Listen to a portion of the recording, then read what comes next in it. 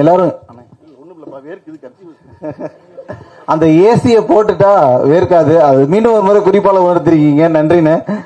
போட்டாச்சு. அது நிறைய பேர் இருக்கிறதுனால கரெக்டான ஏசி ஃப்ளோ எல்லாருக்குமே கிடைக்கல. இந்த அரங்கமே காத்துட்டு இருக்கிறது ஒருத்தருடைய ஸ்பீச்சுக்காகன்னு தெரியும். அதற்கு முன்னாடி இந்த ட்ரைலர் பார்க்கும் போதே ரொம்ப ப்ராமிசிங்கா இருந்துச்சு. ரெண்டு பேருடைய வருகை, ஒரு இயக்குனருடைய வருகையும் நடிகர் நடிகையுடைய வருகையும் ரொம்ப ப்ராமிசிங்கா இருக்கு அப்படின்னு தமிழ் சினிமா பேசும்போது அவங்க ரெண்டு பேரையும் ஏற்புரை வழங்க மாதிரி கேட்டுக்கொள்கிறேன். நீங்க ரெண்டு பேரும் பேசினதுக்கு அப்புறம் அடுத்ததான் அண்ணன் சீமான் அவர்கள் பேச இருக்காங்க. அப்படி பக்கத்துல ரெண்டு பேரும் அப்படிதான் பேசிட்டு இருக்காங்கன்றதுனால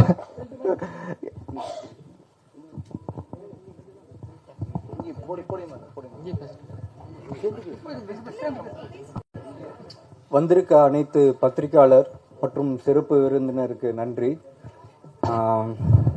எல்லாரும் சோர்ந்து போயிட்டீங்கன்னு நினைக்கிறேன், ரொம்ப நேரம் ஆனதுனால. ஓகே ஓகே,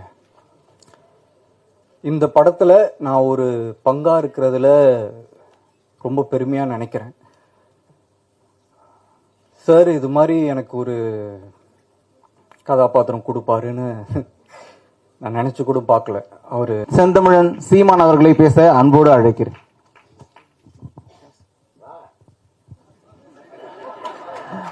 இந்த ஒட்டுமொத்த மேடையும் யாருக்காக காத்திருக்கோ, யாருக்காக வந்திருக்காங்களோ அவர் இப்ப பேசுறாரு.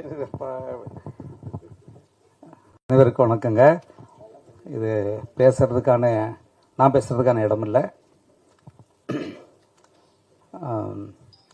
இந்த திரைப்படம் நிறைய பேர் பேச தவறியதை பேசியிருக்கு. நான் முதற்கொண்டு கிட்டத்தட்ட 1985ஆம் ஆண்டு நான் கேமராவை கையில் பிடிச்சேன், ஒளிப்பதிவாளனா. எத்தனை ஆண்டுகள் ஆச்சு தெரியல. இவ்வளவு காலங்களில் 40 ஆண்டுகள், இவ்வளவு காலங்களில் நான் எவ்வளோ பேரை பார்த்துருக்கேன். நிறைய தயாரிப்பாளர்கள், எவ்வளோ இயக்குநர்கள், எவ்வளோ கலைஞர்கள். ஆனால் இவ்வளோ படங்கள், இவ்வளோ திரைக்கதைகள், இவ்வளோ என்னுடைய சிறுகதைகள், நாவல்கள் செய்ய தவறியது எல்லாத்தையும் இந்த ஒரு படம் செஞ்சிருக்கு. நேற்று முதல்ல நான் ஒரு 2 மாதம் இருக்கும்னு நினைக்கிறேன். அப்போ அந்த படத்தை ஒரு பார்வையாளனாக தான் நான் பார்த்தேன். என் பையன் இந்த கதை நீங்கள் கேட்க வேணாம்பா அப்படின்னு சொல்லிட்டான். ஆனால் இந்த படம் நீங்கள் என்ன நடிக்க விடுங்க, அவ்வளோதான் நீங்கள் செய்யணும். சரிப்பா அப்படின்னு விட்டேன். ஆனால் நான் போய் பார்வையாளர் நான் பார்க்கும்போது ஒரு பதட்டத்தோடு தான் நான் பார்த்தேன். அதை விட நேற்று இரவு படத்தை 2வது முறையாக நான் பார்க்கும்போது எனக்கு, ஏன்னா நான் ஒரு சாதாரண ஒரு ஆள் தான். நான் ஒரு மணலில் உட்காந்து 28 பைசாவுக்கு படம் பார்த்த ஆள் தான். நான் 3 படம் தான் பெஞ்சில் உட்காந்தே பார்த்துருக்கேன் சென்னைக்கு வர்றதுக்கு முன்னாடி. அப்படி ஒரு சாதாரண ஆள் நான். ஒரு இன்றைக்கு இருக்கிற சமூகத்தினுடைய பெரிய சிக்கலாக பேசுது. எத்தனை மனங்கள், எத்தனை மனித உயிர்கள் வதைக்கப்படுது, அவமானப்படுத்தப்படுது, கேவலப்படுத்தப்படுது. அதை இந்த திரைக்கலை சாதிச்சிருக்கு. திரைப்படங்கிறது எல்லாரையும் தட்டி தூங்க வைக்கிறது இல்லை, கிச்சு கிச்சு மூட்டுறது இல்லை, சிரிக்க வச்சு அவங்க பணத்தை பிடுங்கிறதோட மட்டும் இல்லாது, அது ஒவ்வொருத்தனையும் அறையணும். அவங்க செய்கிற தவறுகளை கேட்கணும். இதை பார்க்கக்கூடியவர்கள் பதில் சொல்லி ஆகணும். அவங்க மனசுக்கு பதில் சொல்லணும். மிகப்பெரிய வேலை. பல அரசியல் இயக்கங்கள் செய்ய தவறியதை, பல இலக்கியங்கள் செய்ய தவறியதை இந்த பேரன்பும் பெருங்கோமும் சாதிச்சிருக்கிறான் நான் உணர்ந்தேன். ஒரு தம்பி சிவபிரகாஷ் வாங்க, ஒரு ஒரு போராளிங்கிறவன் வெறும் ஆயுதத்தை வச்சிருக்கிறவன் மட்டும் இல்லை, சொல்ல சிந்தனையை வச்சிருக்கிறவன், கையில் சரியான கலையை வச்சிருக்கிறவன். இவன் தான் போராளி. ரொம்ப முக்கியமான ஒரு ஆள். இவருக்கு மிக முக்கியமாக இந்த படத்தினுடைய உரையாடல். அது இப்போ பொதுவான சினிமாவில் பேசுகிற முறையை மீறி நான் ரொம்ப இயல்பாக உரைநடை எழுதுறது, ஏன்னா என் படங்கள் அப்படி. இந்த படம் இயல்பாக இருக்கு, ஆனால் உரையாடல்கள் மட்டும் அந்த இடத்துல மனோகரா பராசக்தி சில எம்ஜிஆர் திரைப்படங்களில் வர்ற மாதிரி தான் இருக்கு. ஆனால் அது அப்படி தான் இருக்கணுங்கிறத அப்புறம் நான் புரிஞ்சுக்கிட்டேன். அதை அப்படி செய்யலைன்னா இது போய் அவனை குத்தாது. அந்த நுட்பம் அந்த படத்தில் நான் பார்த்தேன். முருகேஷ் எங்கிறீங்க? முருகேஷ் வந்து வாங்க வாங்க முருகேஷ் வாங்க. என்ன விளையாட்டு இல்லைங்க, சும்மா வருஷத்துக்கு 300 படத்தை எடுத்துட்டு குப்பையாக குவிச்சிட்டு இருக்கோம். வாங்க. ஒரு இவருடைய அந்த உரையாடல்னா வசனங்கிறது சமஸ்கிருத சொல்லணும்னு நான் சொல்ல, வஜனங்கிறத நம்ம வசனம்னு சொல்லிட்டு இருக்கோம். ரொம்ப முக்கியமான வேலை பண்ணியிருக்காரு. அதே மாதிரி இவருக்கு துணையாக இருந்த வாங்க தினேஷ் ஒரு, ஏன்னா நான் அடிப்படையில் ஒளிப்பதிவாளன். அந்த கிராஃப்ட், அந்த கலையை, ஒளிப்பதிவாளனுடைய வேலை என்னன்னா, நம்ம எல்லாரும் எல்லாத்தையும் பார்ப்போம், இயக்குனர் முதற்கொண்டு. நீ இதை தான் பார்க்கணும்னு அதை மட்டும் காட்டுறவன் தான் ஒளிப்பதிவாளன். மற்றதெல்லாம் நீ பார்க்கக்கூடாது. அது எந்த கோணத்தில் பார்க்கணும், எவ்வளோ நேரம் பார்க்கணும்னு காட்டுறவன் தான் ஒளிப்பதிவாளன். ரொம்ப சிறப்பாக வந்திருக்கு. ஏன்னா நிறைய நான் எப்படி இந்த இதுக்கான மேடை இல்லை, அதனால நான் வரவே கூடாதுன்னு யாரை என்னை உட்கார வச்சுங்க. நீங்கள் எனக்கு நான் வரக்கூடாதுன்னு நினச்சேன்ல, ஏன்னா எனக்கு இந்த படத்துக்கு தொடர்பே கிடையாது. என் மகனை பெற்றுட்டதால நான் பேசக்கூடாது. உண்மையிலே விஜயத்தை நல்லா பண்ணியிருக்காரு. அந்த பொண்ணு ஷாலி வந்து அந்த சாராவும் ஜீவாவும் உங்களை தூங்கவே விட மாட்டாங்க. அதுவும் இங்கே மைம்ஸ் கோபி, என்னங்க இப்படி இப்படி ஒரு நடிகனப்பா, ஐயோ பாருங்க. எனக்கு தமிழில் தாங்க நடிகர்கள், சிறந்த நடிகர்கள் இருக்காங்க இந்தியாவிலே.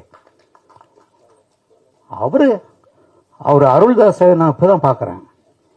என்ன ஐயாப்பா, எப்படி அந்த அம்மா எங்க பேர் என்னப்பங்க, அந்த அம்மாவை நடிச்சவங்க சொல்லவே முடியாது. நான் வந்து அழகில நந்தியாதாஸ் எப்படி பார்த்தனோ அப்படி ஒரு நடிப்பு இதில் நடிச்சிருக்க அத்தனை பேரும். வினோத் இங்கே ஒருத்தனுக்காம பாருங்க, நான் அவரை கூப்பிடவே இல்லைங்க தம்பி. படத்தினுடைய இயக்குனருடைய முக்கியமான ஒரு கருவியை அவர் கையாண்டிருக்காரு இந்த படத்தில். ரொம்ப அருமையானது எல்லாம். அவங்க ஐயா லோக்கு ஐயா, அவர் எதுக்காக சொல்கிறேன்னா, இந்த தமிழ் மண் மகிழ்ச்சி அடையும், பெருமை அடையும். அப்படியாப்பட்ட ஒரு திரைப்படம் உருவாகிருக்கு தமிழ்நாட்டில், பேரன்பும் பெருங்கோபம். இதை ஒவ்வொருத்தரும் தயவு செஞ்சு பாருங்க. பார்க்க வேண்டியது உங்களுடைய கடமை. சும்மா ஒன்றும் இல்லாத படத்தெல்லாம் போயிட்டு 500 கோடி 600 கோடி பார்த்து என்ன கிடைச்சது? அவன் எடுத்து போயிட்டான், நடிகன் எடுத்து போயிட்டான், அது வாங்கணும் போயிட்டான், எல்லாம் போயிட்டான். அது அப்படியே தான் இருக்கு. இந்த சமூகம் மேலே வர்றதுக்கான ஒரு பெரிய வேலை. என் நண்பன் ஜெயகிருஷ்ணன், இதுக்கு மேலே சொல்றதுக்கு இல்லை. பல இயக்குநர்களை, பல இன்றைக்கு இருக்கிற திரைப்பட நடிகர்களை உருவாக்கினவர். எவ்வளவு எளிமையாக உட்கார்ந்துருக்கார். பெரிய ஆளுவர், பெரிய வேலைகளை செய்துட்டு இருக்கார். ரொம்ப அமைதியாக செய்கிறார். எப்பவுமே நிறைய வேலைகளை செய்கிறவங்க அமைதியாக தான் இருப்பாங்க. இவர் தாங்க பேசியிருக்கணும், இதை அங்கே விட்டு நாங்கள் எல்லாம் பேசிட்டு உட்காந்துருக்கோம். நீங்கள் கட்டாயம் இந்த படத்தை வந்து பாருங்க. முக்கியமாக இந்த இடத்துல நான் எப்படி சொல்றேனே தெரியலங்க.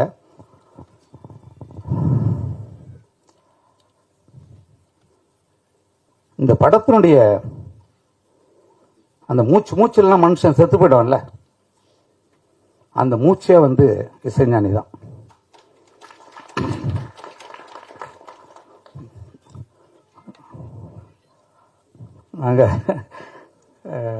நான் அவரோடய இருக்கேன். நாங்கள் 2 பேரும் பேசிக்காமல் இருந்தாலும் அவரோடய இருக்கேன். எனக்கு நான் சீக்கிரம் போய் அவரை பார்க்கணும். அதுக்கு காரணம் என்னன்னா, அதுக்கு என்ன காரணம்னா, அவர் சிம்பனி பண்றாரு, எல்லாம் பண்ணிட்டாரு, என்னென்னோ பண்ணி முடிச்சிட்டாரு. இந்த படத்தை முழுமையா புரிஞ்சு வச்சது அவர்தான். இதை எப்படி மக்கள்கிட்ட போகணுன்றத பண்ணியிருக்காரு. ஒவ்வொரு காட்சியையும் தன்னுடைய இசையால அப்படி செதுக்கி கொண்டாந்துருக்காரு. இந்த படம் வெற்றியில இளையராஜாவுக்கு தான் பெரும்பங்கு, இவங்க எல்லாரை விட. அவருடைய வாழ்த்து உங்களுக்கு நிச்சயம் இருக்கும். அவர் எங்க இருந்தாலும் வாழ்த்துக்கிட்டு இருப்பார். ஏன்னா அவர் பொதுவாக எல்லா வெளியீட்டுக்கும் வர்றதில்லை. அவருக்கு என்னுடைய நன்றி. அது என்னுடைய மகனுக்கு 2வது படத்திலே இது கிடைச்சிருக்கு, கொடுத்து வச்சுவேன். சிமன் ரொம்ப நேரம் பேசிட்டேன், இதுதான் நான் பேசக்கூடாதுன்னா. பா பா நீ பேசு தம்பி. இல்லை தம்பி பேசுங்க, பேசுங்க. இவங்க முக்கியம். ஏங்க இது மாதிரியான தயாரிப்பாளர்களை போட்ட பணம் வர வைங்க, இன்னும் இது மாதிரி பல படங்கள் எடுப்பாங்க. அது நம்ம செய்யறது தவறுது இல்லையே, அதான் விஷயம். பேசுங்க. இங்கு எங்களுடைய அழைப்பை ஏற்று வருகை தந்திருக்கும் நண்பர்கள் அனைவருக்கும் என்னுடைய வணக்கத்தை தெரிவித்துக் கொள்கிறேன். என்னுடைய குடும்ப நண்பர் தங்கர் பச்சான் சார், சீமான் அண்ணா குடும்ப நண்பர் அவரும் இன்னைக்கு இந்த மேடை விழாவுக்கு வந்தது ரொம்ப எங்களுக்கு ரொம்ப சந்தோஷம். மற்றும் வந்திருக்க எல்லா பெரியவர்களுக்கும் என்னுடைய நன்றியை தெரிவித்துக் கொள்கிறேன். இந்த படம் ஒரு மிகப்பெரிய வெற்றி அடையும் நம்புகிறேன். இந்த டீம் அவ்வளோ ஹார்ட் ஒர்க் பண்ணியிருக்காங்க, படம் பார்த்ததுலேருந்து தெரிஞ்சுது. கண்டிப்பாக இந்த மாதிரி ஒரு படம் நிறைய படங்கள் நான் பாதியில் எழுந்து வந்த படங்கள்லாம் பெரிய வெற்றியை பெற்றிருக்குன்னு கேள்விப்பட்டிருக்கேன். ஆனால் இந்த படம் மிகப்பெரிய வெற்றி அடையும். இந்த மாதிரி படங்கள் தான் வெற்றி அடையணும். நன்றி, வணக்கம். நன்றி சார். பேசும் எல்லா வார்த்தைகளிலும் பேரன்பும் பெருங்கோபமும் கொப்பளிக்கும் நெருப்பு தமிழன் செந்தமிழன் சீமானன் அவர்களை பேச அன்போடு அழைக்கிறேன்.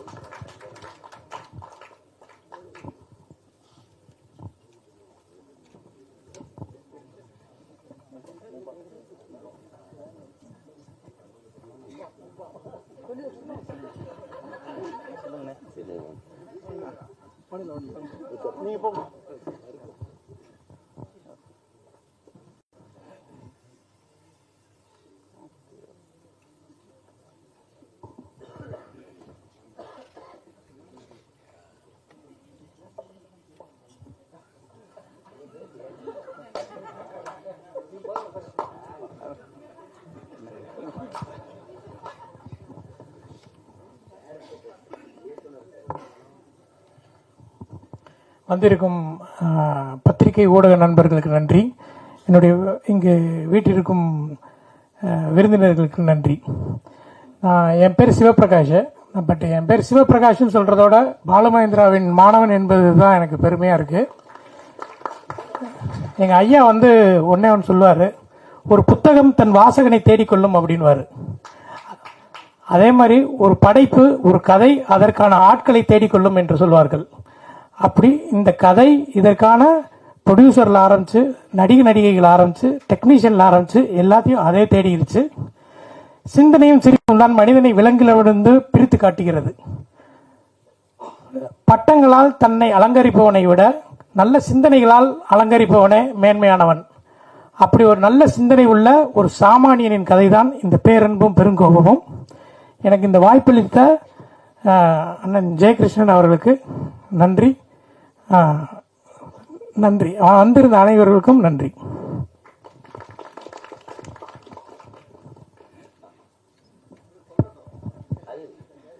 அப்பவே சொல்லிட்டான்.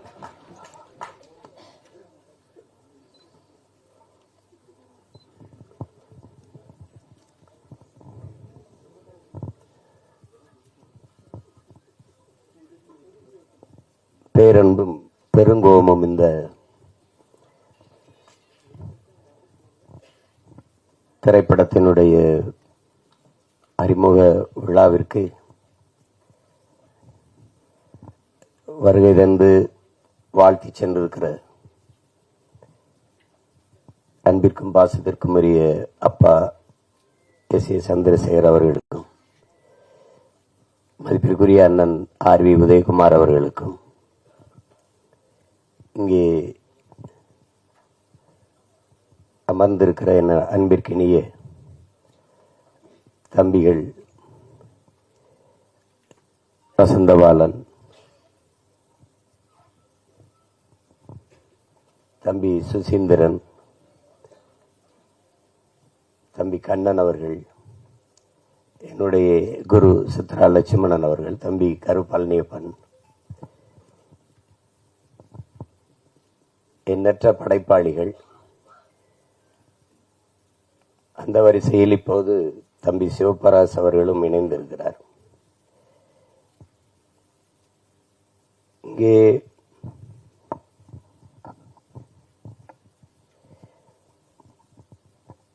பேரன்பும் பெருங்கோபமும் ஒவ்வொருத்தரும் ஒரு விளக்கத்தை சொன்னார்கள். எல்லாரும்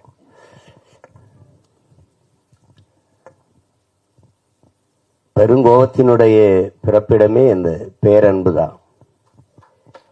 நான் என்னுடைய தம்பி படத்தை எடுக்கும்போது தம்பி என்று தலைப்பு வச்சுட்டு கீழே தலைப்பு எழுத்தா பேரன்பும் பெருங்கோபமும் கொண்டவன் என்று போட்டிருந்தேன். அதுல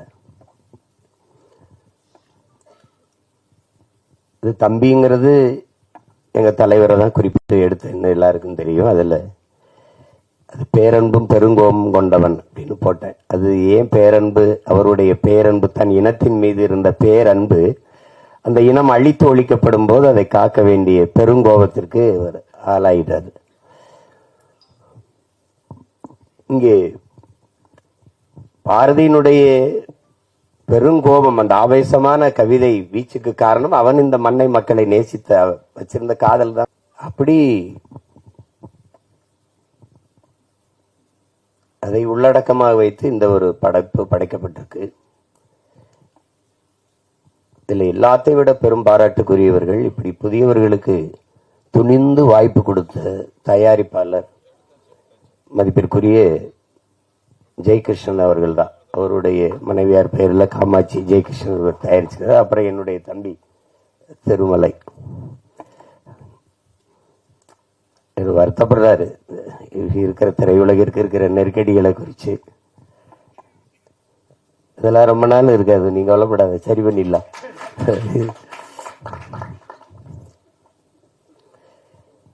அதுல புதியவர்களுக்கு வாய்ப்பு கொடுக்க துணிஞ்சு வாய்ப்பு கொடுக்கறதுங்கிறது அது ஒரு பெரிய சாதனை தான். அப்படி எங்க அப்பா எஸ்சி கூட பேசினாங்க பாருங்க. நான் ஒவ்வொரு தட்டையா போய் வாய்ப்பு, அவ்வளவு பெரிய இயக்குனரே தன் மகனுக்கு கேட்டேங்கிறார். அதுல ஒரு அழகி படம் எல்லாரும் பார்த்தோராய்ச்சோம். தேவையான இவங்களை கூட குறிப்பிட்டு பேசினாங்க. அந்த படத்தை நம்மளால எடுத்துட்டாப்ல. அவர் ஒளிப்பதிவாளர் மொத படம். இப்போ அது 4 ஃப்ரேம்னு ஒரு திரையரங்கா இருக்குது. அதுல என்னை கூப்பிட்டு காட்டுறாரு, ஏ வாவை பாரு அந்த படத்தை அப்படின்னு. நாங்க மாமத்தில்தான் என் தங்கச்சி கணவர் அவரு, அதனால நம்மால கூப்பிட்டு காட்டுறாரு. நான் படத்தை ரசிச்சுட்டு கட்டி பிடிக்கிறேன், பாராட்டுறேன். அருமையா எடுத்துட்ட, ஒரு காவிய மாதிரி எடுத்துட்ட, படம் வெற்றி அடைய, நீ ஒன்னும் கவலைப்படாத. என்ன அப்படியே சொல்ற ஏ உண்மை போய் எல்லாம் வந்திருக்கன்றியா? அப்படியா? என்ன ஒரு வயலும் ஒன்னும் சொல்ல மாட்டானே, என்ன இப்படி சொல்ற? உண்மையை சொல்லு. உனக்கு நல்லா இல்லைன்னா நல்லா இல்லைன்னு சொல்லிட்டு போறேன். தயாரிப்பாளர் இங்க நின்றுட்டு இருக்காப்ல, உதயகுமார் தானே, உதயகுமார் நின்றுட்டு இருக்காப்ல. நாங்க ரெண்டும் பேசிக்கிறத பார்த்து சிரிக்கிறாப்ல. என்னதான் நண்பனா இருந்தாலும் இப்படியா போய் பேசிட்டு போறதுன்றாப்ல என்னை பார்த்து.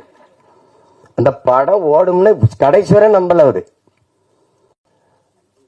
அவருக்கு நல்லா எடுத்து சொல்லும்னா, ஐயா நீங்க உண்மையிலே சிறந்த படத்தை தயாரிச்சிருக்கிறீங்க, அந்த படம் உண்மையிலே பெரிய வெற்றி அடையும் நம்பவே இல்லை அவரு.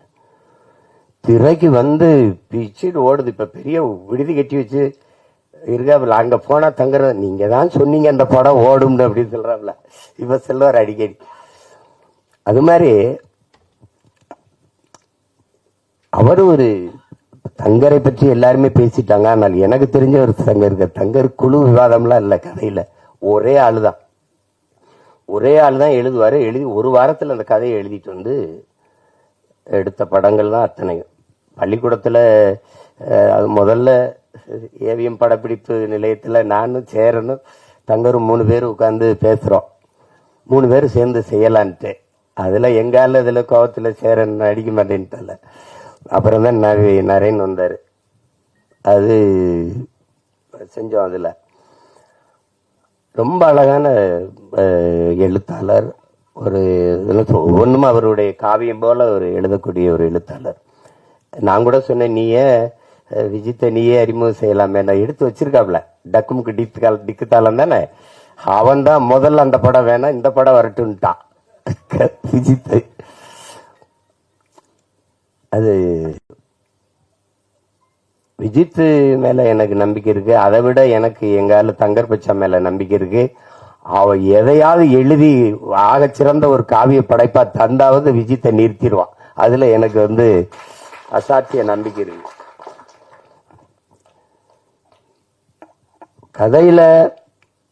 கதை என்ன சொல்ல வருதுன்னு அப்புறம் பார்ப்போம். ஆனா விஜித் சொன்ன மாதிரி நான் எதிர்பார்க்கல. சின்ன பிள்ளையில இருந்து அரவிந்த் விஜித்தை நம்ம பாக்குறோம்.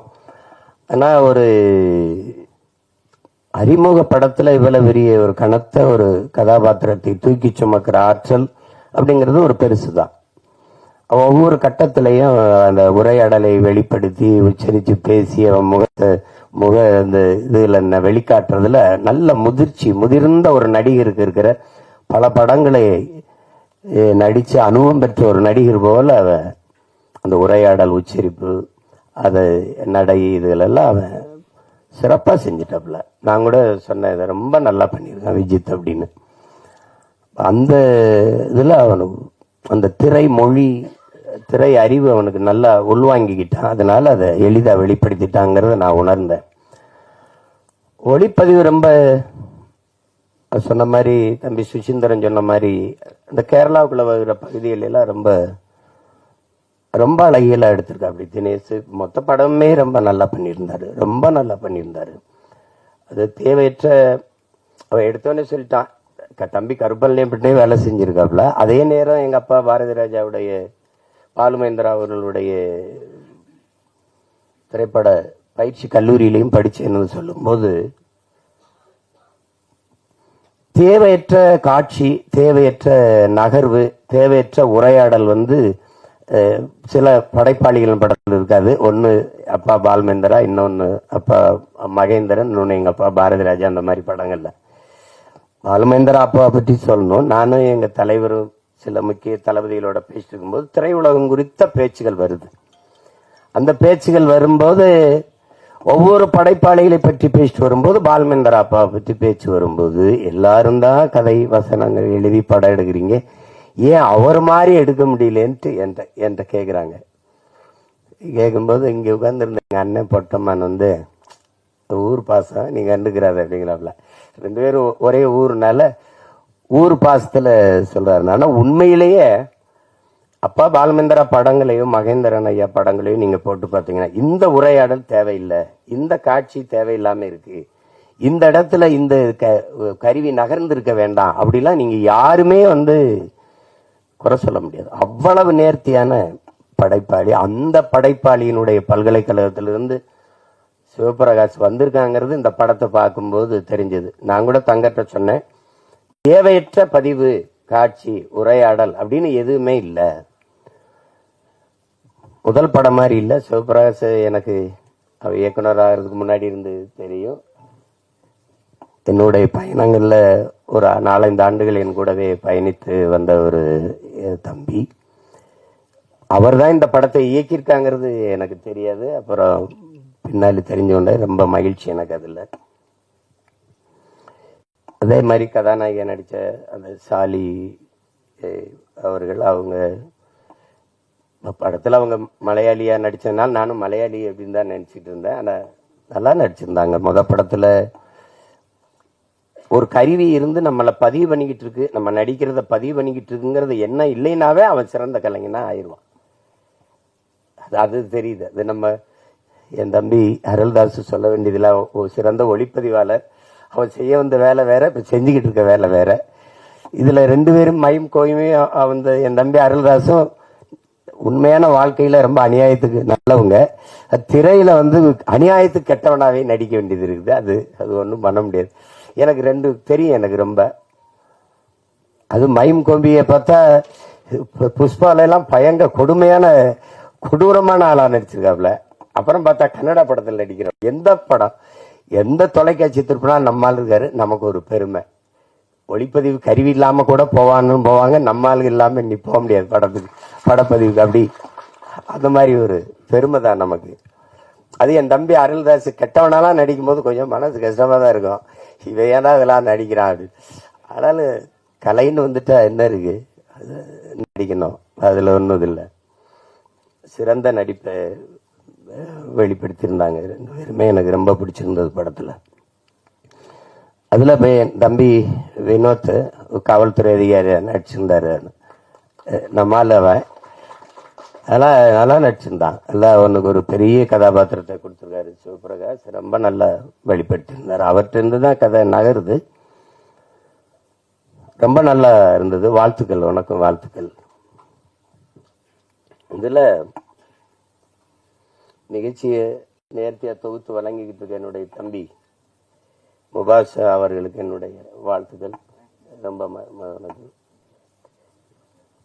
அது குறிப்பிட்டு சொல்ல வேண்டியது ஒளிப்பதிவு, அதுக்கப்புறம் அந்த உரையாடல். அது முருகேஷ் பாபு அவர்கள் ரொம்ப அருமையா செஞ்சிருந்தார். இந்த உரையாடல் யாருன்னு நான் கேட்டேன்னா, துருத்தல வெளியில போய் எப்படி தேவையற்று பேசுறாங்க, வம்பையா பேசுறாங்க அப்படின்னு இல்லாம கதாபாத்திரங்கள் அதனுடைய இயல்புக்கு அந்த உரையாடலை எழுதியிருந்தாரு. ரொம்ப அருமையா இருந்தது. எல்லாருக்கும் என்னுடைய அன்பும் வாழ்த்துக்களும். இங்க ஆகச்சிறந்த மேதை இருக்காரு எங்க கலை இயக்குனர் முத்துராஜு. அப்புறம் என்னுடைய தம்பி கவிஞர், சிறந்த கவிஞன். அவ எழுதிய பாடல்கள், அதுல அவன் சொன்ன ஒரு ஐயா விஜயகாந்த பத்தி சொல்லும்போது சரிதான், தமிழன் தமிழன் இவன் தான் தமிழன். அந்த பாட்டு கொஞ்சம் வலியா தான் இருந்தது. அவருடைய இறுதி ஊர்வலம் போகும்போது அந்த பாட்டை திருப்பி போடும்போது ரொம்ப இதா இருந்தது. அவ்வளவு சிறந்த ஆற்றலாளர்கள்லாம் இங்க இருக்கிறாங்க. என்னுடைய குரு, அவரை பத்தி நான் சொல்லணும். நாங்க பசும்பன் படத்துக்கு நான் கதை வசனம், எனக்கும் எங்க அப்பாவுக்கும் சண்டை வராத நேரங்களே இல்லை. அப்ப பஞ்சாயத்து செய்த பஞ்சாயத்துதார் அவர் தான். என்ன எழுதி கொடுத்தாலும் தாள தூக்கி தூக்கி கீழே போட்டுருவாப்ல. அது படிக்கிறதுலாம் கிடையாது அப்படின்ட்டு. நான் ஒன்னும் இல்லை, பதறதில்லை, எடுத்து பொறிக்க இப்படியே வச்சிருப்பேன், போய் உட்காந்துருவேன். எல்லாரும் பெரிய பெரிய நடிகர்கள், நான் நீண்டு பையன் ஒரு பேர செட்டு இரும்படிக்கிட்டு சில பையன் உட்காந்துருப்பேன். திடீர்னு இந்த இடத்துல சித்தா இங்க சிவா ஒரு இது பண்ணும், ராதிகா இங்க இருந்து வரணும், இங்க ஒரு இது வேணும், எங்க அந்த பையன், நான் எங்கேயாவது உட்காந்துருப்பேன். தேடி சிஷியா இங்க வா அப்படின்னு. இன்னும் என்ன உங்க அப்பா வசனம் கேட்கிறாரு, இங்க வாங்க, என்னப்பா வேணும், இங்க ரெண்டு பேரும் பேசணும், இந்த இருக்குப்பா. அப்ப அது இதாப்பா நீங்க கீழே சத்து முன்னாடி தூக்கி போட்டீங்களப்பா, அதுதான்ப்பா. ஐயோ, ஒரு தடவை எல்லாம் தூக்கி போட்டாரு. நான் கடைசியா வெறும் இந்த இதுதான் இருந்தது, அதை தூக்கி கீழே போட்டு நடந்து சென்னைக்கு கிளம்பிட்டேன். பொள்ளாச்சியில இருந்து நடந்தே போறேன்ட்டு திருப்பி, ஏய் வாட உங்க அப்பா பத்தி புது சண்டைக்கு இருந்தா என்ன, நீ வா வா வா வா அப்படி கூட்டி போய் பல தடவை. அதுல இருந்தா என்னுடைய குரு. இல்லைன்னா பாதி படத்திலே போயிருப்பேன் ஊருக்கு. அது சொன்ன மாதிரி, தம்பி சொன்ன மாதிரி திரையுலகத்தினுடைய என்ன சொல்ற கலை களஞ்சியம் தான். ஐயா நடிகர் திலகம் ஒரு நடிப்புல கலை களஞ்சியம்னா, இந்த ஆண்டு இந்த படம் இப்படி வந்தது, இந்த திரையரங்கில் வெளியிட்டாங்க, இது இத்தனை நாள் ஓடிச்சு, இதனால இது ஓடிச்சு, இந்த பண்டிகையில் வெளியாச்சு, எல்லாமே அவருக்கு தெரியும், அவர் நினைவுக்குள்ள இருக்குது. அவ்வளவு இங்க இருக்கிற மூத்த இதழியலாளர்கள் எங்க ஐயா போன்றவர் இருக்காங்க. விழாவின் சிறப்பே நீங்க இவ்வளவு நேரம் இருக்கிற என் உறவுகள் எல்லாம் இவ்வளவு நேரம் அமைதியா உட்கார்ந்து இருக்கிறீங்கன்னா அதுவே இந்த விழாவுக்கு பெருமை. அது இதை காட்சிப்படுத்தி மக்கள்கிட்ட கொண்டு போய் சேர்க்க இத்தனை ஊடகவியலாளர்களும் 10 மணி ஆகியும் இருக்கிறீங்க அப்படிங்கிறத பெரிய இது. அது எனக்கு பார்த்தீங்கன்னா ஒரு நேரம் ஒரு ஊர்ல இருக்கணும், ஒரு நேரம் ஒரு ஊர்ல இருக்கணும். நேற்று எங்கேயோ இருந்து வந்த உடனே வா படம் பார்க்கன்னு கூப்பிட்டாப்புல, அங்க போனேன். இன்னைக்கு நீதிமன்றத்துல நேர் நிக்கணும், நின்றுட்டு 5 மணிக்கு வந்து இறங்கினேன், வா இங்க பாட்டு வெளியிடணும்னு கூப்பிட்டாப்புல. வேற ஆளா இருந்தா போய் வேலை இருக்குன்னு சொல்லலாம், அவர்னா போன்றிருப்பேன். விஜித்துக்காக வர வேண்டியது இருக்குது. இவரெல்லாம் யாரு பாப்பா, என் தங்கச்சிக்கு என் பிள்ளை விஜித்து அரவிந்துக்காக பார்க்க வேண்டியது இருக்கு. ரெண்டாவது, எங்க தங்கர் சொன்ன மாதிரி நம்ம எல்லாருமே வெறுக்கிற இதுகள் இருக்குது, செயல்கள் இருக்குது. ஒண்ணு ஊழல், லஞ்சம். யாருக்கும் பிடிக்கல, இந்த நாட்டில் யாருக்கும் பிடிக்கல. ஆனா ஒரு கேள்வி எழுது, யாருக்குமே ஊழல் லஞ்சம் பிடிக்கலையே, அப்ப யார் கொடுக்கறா, யார் வாங்குறா? சரிதானே? லட்சுமி ராமகிருஷ்ணன் இருக்காங்க, அவங்கதான் நியாயமான தீர்ப்பு சொல்லணும். ஏன்னா இல்ல, ஒரு கேள்வியை நம்ம இப்படி கேட்டு பார்ப்போம். உங்களுக்கு ஊழல் பிடிக்குமா, லஞ்சம் யாருக்காவது பிடிக்குமா? தங்கச்சி உங்களுக்கு பிடிக்கும்? பிடிக்க, யாருக்கும் பிடிக்காது. அப்போ யார் தாண்டா கொடுக்குறா, எவன் தாண்டா வாங்குறான் தெரியல. எங்க இந்த ஊழல் லஞ்சம் பிறக்குது அப்படின்னா, தனக்கு கிடைக்காதது எவனுக்கும் கிடைக்க கூடாது, எவனுக்கும் கிடைக்காதது எனக்கு கிடைச்சிடணும். இந்த எண்ணத்துலதான் ஊழல் லஞ்சமே பிறகு. கோயில் கருவறையா முதல்ல கும்பிட்டு போயிடணும், அதுக்கு 1000 ரூபாய் சிறப்பு தரிசனம் கட்டிடு, என்ன லஞ்சம். பிரசவரையா அங்க போனா மனைவி சேர்த்தனா மருத்துவர்னு கூட சொல்றது இல்லையே, நம்ம தான் டாக்டர். எவ்வளவு செலவானாலும் பரவாயில்ல, காப்பாத்திருங்க. அந்த வார்த்தையே லஞ்சமாயிருது. எவ்வளவு செலவானாலும் பரவாயில்லையா, அப்ப காசுக்காரன் போடுறான்னு திட்டிடுறான். கோயில் கருவறையில் இருந்து தாயின் கருவறை வரைக்கும் ஊழல் லஞ்சம் இருக்கு. ஒரு மருத்துவ கல்லூரியில படிக்க போனா 10 இடம் தான் இருக்கு, ஆனா 100 பேர் காத்திருக்கான்னா அவனுக்கு கிடைக்காத இடம் எனக்கு கிடைக்கணும்னா ஒரு இடம் 1 கோடினா கட்ட தயாரா இருக்கான். அங்க யாருக்கும் கிடைக்காதது எனக்கு கிடைக்கணுங்கிற அந்த எண்ணத்துல பிறந்துருது இந்த ஊழல் லஞ்சம். அதனால ஒழிக்க முடியல. அதே மாதிரிதான் இந்த சமூகத்தின் மிக கொடிய நோய். இன்னைக்கு நேரத்துல கதாநாயகி விட பாடினாங்க, நம் பாட்டன் பாரதி பாடினது. பாரதி ஒண்ணு, இந்த சமூக கட்டமைப்பின்படி அவன் தாழ்ந்தவனோ அவன் தாழ்த்தப்பட்டவனோ அப்படி கிடையாது. அவன் உலகத்துல அவனை மாதிரி ஒரு மகன் இந்த மண்ணில் பிறந்திருக்கான்னா நீங்க எவனுமே இருக்க முடியாது.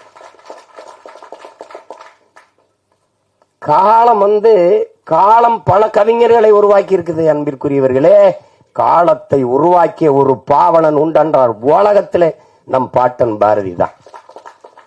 நாடு சுதந்திரம் அடையல 1921 செத்து போயிட்டான் பாரதி.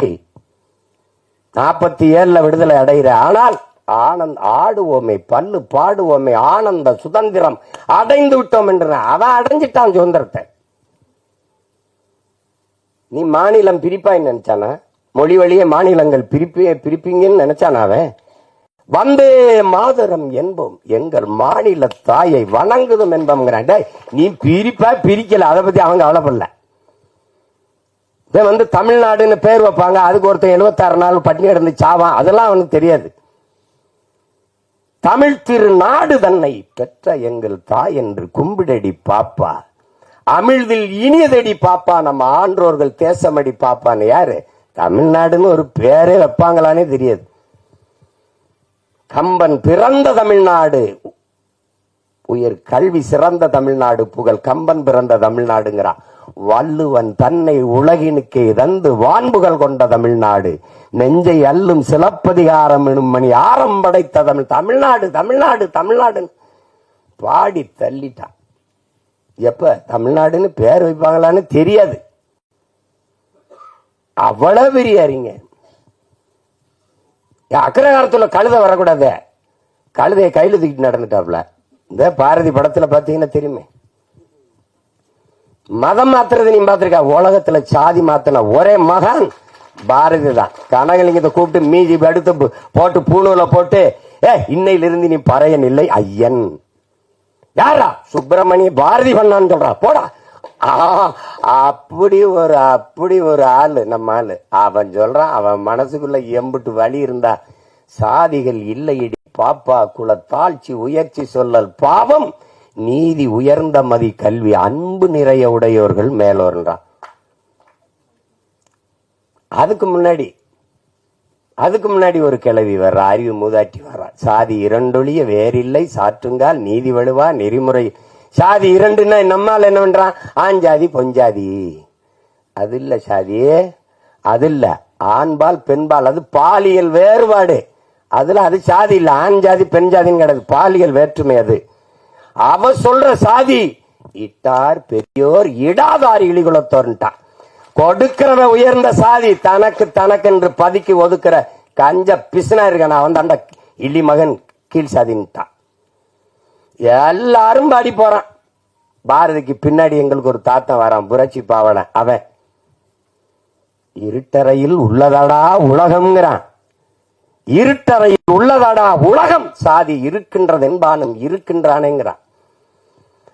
தமிழுக்கு அமுதென்று பேர், அந்த தமிழ் இன்பத்தமிழ் எங்கள் உயிருக்கு நேர்னு பாடின அவன், தமிழ் என் உயிருக்கு நேர்னு பாடின அவன், தமிழ் வளர்த்தல் ஒன்று சாதி ஒழித்தல் மற்றொன்று பாடல.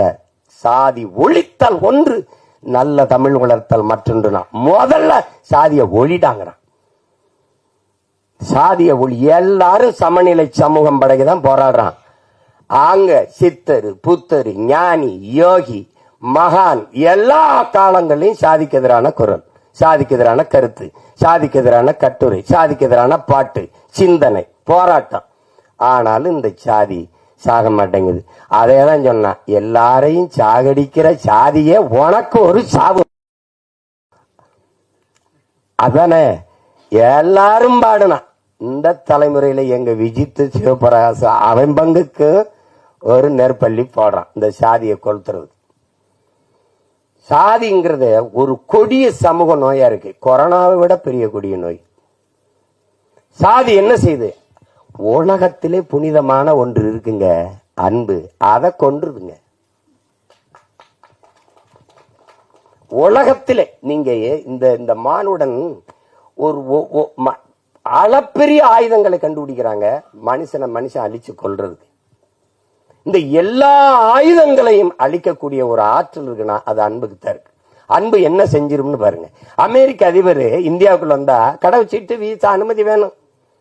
இந்திய நாட்டின் முதன்மை அமைச்சர் ஐயா மோடி அமெரிக்கா ரஷ்யா போனா அவர் கடவுச்சீட்டை காட்டணும், அனுமதி உள்நுழைவு அனுமதி வேணும், விசா அனுமதி உள்நுழைவு அனுமதி வேணும். ஆனால் ஒண்ணுமே இல்லைங்க இதுல. ஒருத்தி ஒண்ணுமே இல்ல, அன்னை தெரேசான்னு ஒருத்தி ஒண்ணுமே இல்ல. அவளுக்கு ஒண்ணுமே கிடையாது. அவ எந்த பதவிகள் எல்லாம் ஒண்ணும் இல்ல. பாருங்க, எல்லா நாடுகள்லையும் பணி செஞ்சு வந்து இந்தியாவில் தங்கிட்டா. அவளுடைய சேவை நிறைய தேவை இந்த நாட்டுக்கு இருந்துட்டா. அப்ப உலக நாடுகள் அந்த அன்பு தாயை பார்த்து சொல்லுது, அவளுக்கு கடவு சீட்டு இல்ல, உள்நுழைவு அனுமதி இல்ல, விசா இல்ல. எந்த நாட்டுக்கு வேணாலும் நீ வா தாயே, உனக்கு எங்க தங்கணும்னு விருப்பமோ அங்க நீ தங்கிக்கலாம், எந்த இடத்துல நீ குடியேற நினைக்கிறியோ அங்க குடியேறிக்கலாம்னு உலகம் இருகரமும் விரித்து அந்த தாயை வரவேற்றதென்றால் உலகத்தை தன் அன்பால் சுருக்கி விட்டா ஒரு மனுஷி. அந்த அந்த மதம் மதம் சாதி எல்லாம் பேசிட்டு இருக்கிறானா, எல்லாவற்றிலும் புனிதம் ஒண்ணு இருக்குது, மனிதம். அந்த மனிதத்தை கொன்றுது. ஆக சிறந்த ஒன்று அன்பு, அதை கொன்றுது இந்த சாதி. சாதி மதம் நீங்க என்ன சாதாரண நினைக்கிறீங்களா? கல்லு சாராயம், இந்த கஞ்சா அவினு கொட்கைன்னு இந்த இதெல்லாம் இருக்குல்ல, அது போட்டா தான் புதையேறும். சாதி மதம் சொன்னா ஏறிடும்ன்றான். இந்த மார்க்ஸை விடவா ஒரு மேதை இருக்கான் அந்த நாட்டில். 2000 ஆண்டுகள்ல இவனை போல ஒரு சிந்தனையால இன்னும் பிறக்கலன்றா. அவனே சொல்றான் மதம் ஒரு அப்படின்னு சொன்னா ஏறிடுன்றான். மத்த போதையெல்லாம் படுத்து தூங்கினா இறங்கிரும். சாதி மத போதை ஏறிச்சுன்னா செத்து பாடையில போனாலும் ஏறாது. ஏன்னா தனி சுடுகாடு அவனுக்கு. செத்தாலும் ஆறுமுக கவுண்டர் சுப்பிரமணிய நாடாருன்னு எழுதி வைப்பானா இல்லையா கல்லறையில? செத்தாலும் போகாது. இந்த சாதி ஒரு சமூக நோய். குறிப்பா எங்களுக்கு தமிழ் தேசியர்களுக்கு பெருநோய். இந்த மண்ணில் பிறந்த ஒரு பெரிய புரட்சியாளன் எங்களுடைய அண்ணன் தமிழரசன் அவர்கள் எழுதுற, டேய் சாதி மதம் சாராயம் இது 3 தமிழ் தேசிய அரசியலின் மிகப்பெரிய பகைவங்கிறப்ப. மது மதம் சாதி போதை இருக்க பெரிய கொடிய நோய்டாங்கிறது. அது என்ன சொல்ல? இப்ப தேர்தல நம்ம வேலை செஞ்சு போவேன் எல்லாம் சரின்னு விடும், என்னதானாலும் நம்ம சாதியை விட்டு கொடுக்க முடியாதுலன்றான். அவனுக்கு மொழி செத்துச்சு கவலைப்பட மாட்டான், அவனுக்கு இனம் செத்துருச்சு கவலைப்பட மாட்டான், ஆறு செத்துருச்சு கவலைப்பட மாட்டான், மலை களவு போகுது கவலைப்பட மாட்டான், வளம் திருடு போகுது கவலைப்பட மாட்டான், உரிமை பறி போகுது கவலைப்பட மாட்டான். எது செத்தாலும் சரி, தன் சாதி செத்துறக்கூடாது. அப்படி நினைக்கிற ஒரு கூட்டத்துக்கிட்ட ரெண்டு காதலர்கள் சிக்கிக்கிட்டா என்ன நிலைமை? அதுதான் கதை. ஒரு பேரன்பை ஒருத்தன் வைக்கிறான், அந்த பேரன்புக்கு பிரச்சனை, அந்த அன்பை சிதைச்சவனை ஒழிக்கணும்னு நினைக்கிறான், பெருங்கோபம். இதுதான் படம். சரிதானே வை? ஆமா, ஆமான்டாப்ல. ஏன்னா நீங்க இத பாருங்க, சாதிய இழிவை துடைத்தெறிய போராடாமல் இருப்பதை விட செத்து ஒழிவதே மேலானதுன்னு அண்ணல் அம்பேத்கர் சொன்ன இந்த மொழின்னு இருக்கிற அந்த வலி இருக்குல்ல, அதை நீங்க உணர்ந்துட்டீங்கன்னா நீங்க இந்த நாட்டுல தீண்டாமைங்கிற ஒரு சொல்லே இருக்காது. நீங்க நினைச்சு பாருங்க எவ்வளவு வழி இருந்தான்னா, யாருக்கு அடிமை இல்லை, எனக்கும் யாரும் அடிமை இல்லை. இந்த எண்ண ஓட்டம் தான் இங்க எல்லாருக்கும், மானுடத்துல எல்லாருக்கும் தேவைப்படுது. இதுதான் இங்க இருக்கிற சிக்கல். இப்ப பாருங்க, என்னரும் மக்களே சிலர் பாருங்க, என்னரும் மக்களே, இந்த பூமியில பிறந்து தாழ்த்தப்பட்டவர்கள், தீண்டத்தகாதவர்கள் கோயிலுக்குள்ள வரக்கூடாது, குளத்துல குளிக்க கூடாது, தெருவில் நடக்கக்கூடாது, இப்படி இந்த தீண்டாமை இழிவை சுமந்து நீங்க படுகிற இந்த பாடை பார்க்கும்போது என் இதயம் நொறுங்கி ரத்தம் வழிகிறது. இதற்கு நீங்கள் தாயின் கருவறையிலேயே கலைந்து போயிருக்க கூடாதா அப்படின்னு ஆவேசமா தன்னுடைய வலியை வெளிப்படுத்துறார் அண்ணல் அம்பேத்கர். அததான் தோணுது. எத்தனை வலி, எவ்வளவு வலியின் மொழி அது. இன்னுமா அந்த கொடுமை, இன்னும் தொடருது. அத பாருங்க, பிறப்பின் அடிப்படையில் பேதம் பாராட்டுகிற, உயர்ந்தவன் தாழ்ந்தவன் என்ற பாகுபாடு பாராட்டுகிற இந்த கொடிய நோயை ஒழிக்காது சமநிலை சமூகம் பிறக்காது. இதற்கு என்னைக்கு சொல்றான் பாருங்க, அந்த இதுல படத்துல கூட வருது பாருங்க, நம்முடைய அது குரல் ஒளியில வருது. நம்ம பாவா செல்லத்துறையர் சொல்றாரு பாருங்க, பிறப்பு ஒக்கும் எல்லா உயிருக்கும்னு வள்ளுவ பெருமகனார் தந்தருளிய மறைமொழியில் எத்தனை ஆண்டுகள், 1000 ஆண்டுகளுக்கு முன்னாடி பாடுறாரு. எத்தனை 1000 ஆண்டுகளுக்கு முன்னாடி பாடுறாரு. அந்த காலத்திலேயே இந்த ஏற்றத்தாழ்வு இருந்திருக்குது. பிறப்பு ஒக்கும் எல்லா உயிருக்கும், எல்லா மானுடருக்கும்னு சொல்லவே இல்லை நம் மூதாதை. எல்லா உயிருக்கும் பிறப்பு ஒக்கும். அதுல பிறப்பின் அடிப்படையில் பாகுபாடு, உயர்ந்தவன் தாழ்ந்தவன். இதுல பாரதி ஏன் ஆகச்சிறந்த மானுடன் பாரதி கிட்ட கேட்கப்படுது, எங்க நோய், நாம பிரம்மனின் தலையிலிருந்து பிறந்தோம், சத்திரியன் தோல்ல இருந்து பிறந்தான், வைசியன் தொடையிலிருந்து பிறந்தான், அந்த சூத்திரன் காலில் இருந்து பிறந்தான், இந்த பஞ்சமன் ஒருத்தருக்கான அவன் எதுலங்கானு பிறந்தான்னு பாரதி கிட்ட கேட்கப்படுது. பாரதி அவன் மட்டும்தான்டா அவங்க ஆத்தாளுக்கும் அப்பனுக்கும் பிறந்தான்ட்டான். புரியுதா உங்களுக்கு? சமூகத்து மேல இருந்த அவனுக்கு கோபம் இருக்கு பத்தியில, அந்த கோபம் தான் இந்த பெருங்கோபம். அதை நீங்க அது என்ன, அது இழிவை சுமந்து பாக்குறவனுக்கு தான் தெரியும். நீங்க இந்த வலி மேல்தட்டு மக்களுக்கு ஒன்றும் தெரியாது. இது நாட்டாம பண்ணி, இது ஒரு போதை, இது ஒரு மனநோய். மனிதனை சக மனிதனை தன்னை போல எலும்பு நரம்பு ரத்தம் சதை பசி உறக்கம் கனவு கண்ணீர் எல்லாம் கொண்ட சக மனிதனை தாழ்ந்தவன் என்று தாழ்த்தி வீழ்த்தி சுகம் காணுகிற ஒரு மனநிலை கொடிய நோய். அது மனநோய். அதான் இங்க இருக்கிறது. ஒத்தது அறிவார் உயிர் வாழ்வார் மற்றெல்லாம் செத்தாருள் வைக்கப்படும் தான் வள்ளுவ பெருமகனார். காரணம் என்ன? துணி விளக்குற வண்ணான், முடிதிருக்கிற மருத்துவர், அங்க சலவை தொழிலாளி வேணும், அங்க தச்சன் வேணும், அங்க விளைய வைக்க உணவுப் பொருளை விளைய வைக்க அங்க வேளாண் குடிமகன் உழவன் வேணும், அங்க அதை அதை சமைக்க பாத்திரங்கள் செய்யற குயவர் வேளாளர் குடிகள் வேணும். எல்லோரும் வேண்டும். எல்லாரும் சேர்ந்து இசைந்து வாழ்ந்தால்தான் அது சமூகம். ஒத்தது அறிவார் உயிர் வாழ்வார் மற்றெல்லாம் செத்தாருள் வைக்கப்படும். மற்றெல்லாம் பிணமிடான்ட்டான். எல்லாரும் தான் சாடி இருக்கான், பாடி இருக்கான், ஆடி இருக்கான், எல்லாம் பண்ணி பார்த்திருக்கான். ஒன்னும் நடக்கலைங்க. இங்க சாதிக்கு ஒரு சாமி, சாதிக்கு ஒரு சமநிலை சமூகம் எங்க இருக்குது? செத்த பிறகு கூட பணத்தை புதைக்கிறதுல இவனுக்கு இந்த சாதிக்கு இது, இந்த சாதிக்கு இது, இந்த சாதிக்கு அது. இதுல எந்த சாதிக்கும் பாகுபாடு இல்லாத ஒரு தேசத்தை படைக்கும் உலகத்தில் இந்த நிலத்துல முடியல.